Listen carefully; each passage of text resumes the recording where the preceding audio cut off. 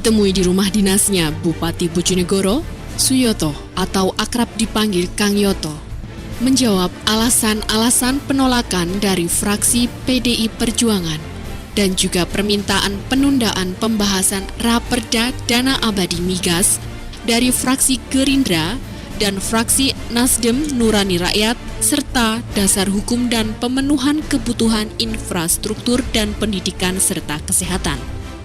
Kang Yoto menyampaikan bahwa dana abadi migas ini sangat penting untuk Bojonegoro di masa depan. Soal dasar hukum, sudah ada Permendagri dan Permenkeu dan sebenarnya DPRD sebagai legislator adalah pembuat peraturan itu sendiri. Soal kebutuhan infrastruktur, pendidikan, dan lain-lain, Kang Yoto menyampaikan bahwa tidak semua dana abadi migas akan disimpan sebagai dana abadi, tetapi hanya sebagian, sehingga kebutuhan pembangunan jangka pendek dan menengah tetap berjalan.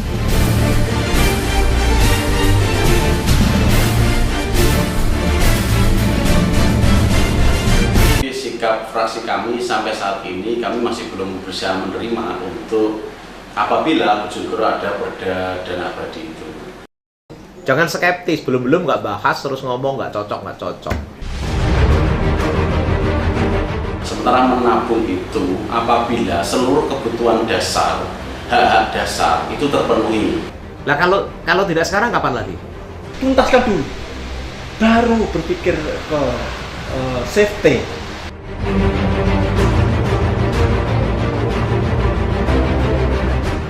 Ini pendekatan egoistik, di mana melihat uang itu hanya untuk kepentingan diri kita.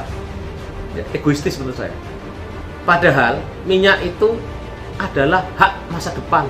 Karena itu menurut saya zalim kalau uang ini hanya kita nikmati hari ini untuk kemewahan atau untuk kebutuhan infrastruktur kita sekarang.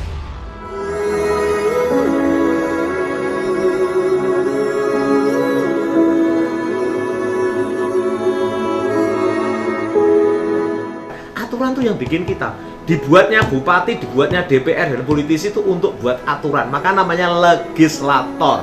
Bahasa Inggrisnya adalah lawmaker, tukang bikin aturan. Nah kok tanya aturan, masa tukang bikin aturan tanya aturan, gimana ini?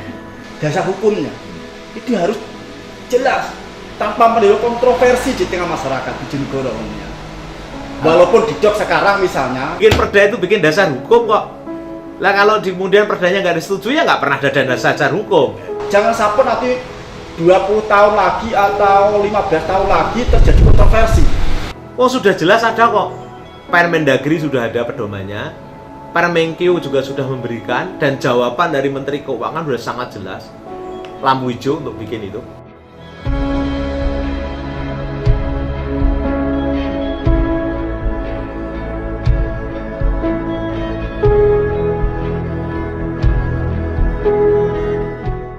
Bagi saya sekarang masih menjadi penguasa. Saya takut ditanya oleh Allah besok ketika saya mati. Saya tidak menyiapkan skenario bahwa kalau ini misalnya rakyat gak setuju, DPR gak setuju, lalu kemudian gagal, saya kan sudah bisa lapor sama Gusti Allah. Wong saya bekerja untuk rakyat kok. Yang bikin sejarah adalah rakyat Bojonegoro, bukan Kang Yoto.